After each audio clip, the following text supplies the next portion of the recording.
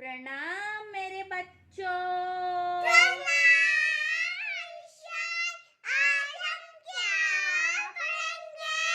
आज हम जानेंगे गणेश जी और रावण के बारे में, ठीक है? हाँ। तो कठोर तपस्या के पश्चात अजेय बनने के लिए रावण ने शिव जी से मतलब शिव भगवान से आत्मलिंग प्राप्त कर ही लिया। हाँ, तो बहुत कठोर तपस्या करी है। किसने? रावण ने। किसने?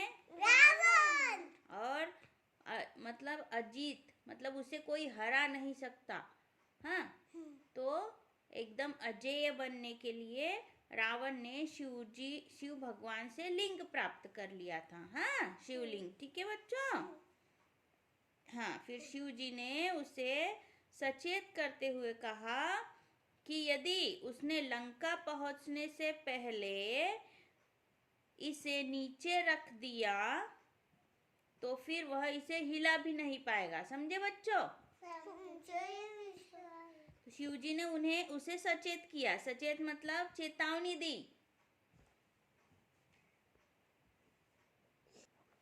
शिव जी ने रावण को चेतावनी दी और क्या कहा कि अगर वो यहाँ से सीधा लंका अगर शिवलिंग को लेके जाएगा तो ही शिवलिंग उसके साथ लंका जाएगा, और अगर उसने बीच में कहीं उसे नीचे जमीन पर रख दिया तो वह उस शिवलिंग को हिला भी नहीं पाएगा।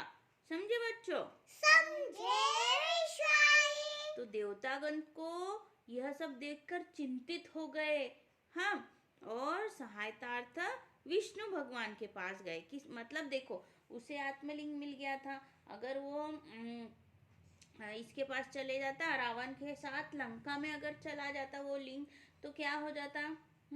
रावण को कभी कोई नहीं हरा सकता था, और रावण एकदम मतलब अजेय, मतलब उसे कोई भी नहीं हरा सकता था। हाँ, और उसका आतंक बढ़ता ही जाता, बढ़ते ही जाता। समझे बच्चों? इसीलिए देवतागण बहुत ही ज्यादा चिंतित हो गए यह देखकर। और उन्होंने किसकी सहायता लेने को चाहिए? किसकी सहायता लेना चाहिए? किसके पास गए वो सहायता लेने के लिए? विष्णु भगवान के पास। किसके पास? विष्णु भगवान। हाँ, ठीक है। तो विष्णु जी ने गणेश से कहा कि वह कुछ करे। हाँ, तो विष्णु जी ने किसकी सहायता ली? किसकी सहायता ली? अभी बताया मैंने आपको। गणेश जी की। किसकी सहायता ली? गणेश जी। हाँ, और उनसे कहा कि वह ऐसा कुछ करे कि वो जो आत्मलिंग है वो लंका ना जाने पाए। हाँ, हाँ, फिर उन्होंने गणेश जी से कहा कि कुछ तो ऐसा कीजिए, कुछ तो एक ऐसी लीला कीजिए जिससे रावण आत्मलिंग को लंका ना ले जा सके। समझे बच्चों? समझे विशाल। आवाज कहाँ गई तुम्हारी? गणेश जी ने फिर क्या किया? एक साधारण लड़के का रूप धरा। हाँ, और रावण के मार्ग में नदी किनारे उसकी प्रतीक्षा करने लगा। तो गणेश जी ने क्या किया? एक साधारण से लड़के का रूप धरा। हाँ, और जहां से रावण जाने वाला था लंका, उस रास्ते से नहीं, उस रास्ते पर जो नदी किनारा था वहां पर उसकी प्रतीक्षा करने लगे। समझे बच्चों? समझे विषय। फिर रावण आया। हाँ, रावण आया वहां नदी पर, और नदी देखकर रावण की इच्छा स्नान करने की हुई। क्या करने की हुई? स्नान मतलब नहाना। पानी से बात। ओके। तो नदी देखकर रावण की इच्छा स्नान करने की हो गई। फिर रावण ने इधर उधर देखा तो उसे क्या दिखा? एक लड़का खड़ा दिखा वहां पे। कौन सा लड़का था वो? गणेश जी थे। हाँ, साधारण रूप धर के आए थे। और रावण को शिवलिंग तो नीचे नहीं रखना था, है ना? अगर नीचे रख देता तो वह लंका नहीं ले जा सकता था, इसीलिए उसने उस बच्चे की सहायता ली, उस लड़के की सहायता ली और उसे शिवलिंग पकड़ा दिया। उसने कहा कि तुम शिवलिंग पकड़ो, मैं नहा कर आता हूँ। हाँ, फिर बालक रूपधारी ने कहा कि थकने पर वह 3 बार, फिर बालक जो है उसने क्या कहा रावण को कि अगर वो थक गया शिवलिंग पकड़ के तो वह 3 बार रावण को आवाज देगा। कितनी बार पुकारेगा? 3 बार। उसे तुरंत आना होगा। उसने जब जब वह 3 बार आवाज देगा तो अगर तुरंत रावण को उसके पास आना होगा। अगर वह रावण नहीं आया उसके पास तो वह जो शिवलिंग है उसको नीचे रख देगा। कहाँ रख देगा? नीचे। हाँ, ठीक है। फिर रावण रावण जैसे ही स्नान करने चले गया। रावण गया नदी में स्नान करने के लिए, और जैसे ही स्नान करने के लिए नदी में गया, गणेश ने 3 बार पुकारा। क्या पुकारा? रावण रावण रावण। हाँ, तो उसको सुनाई नहीं दिया।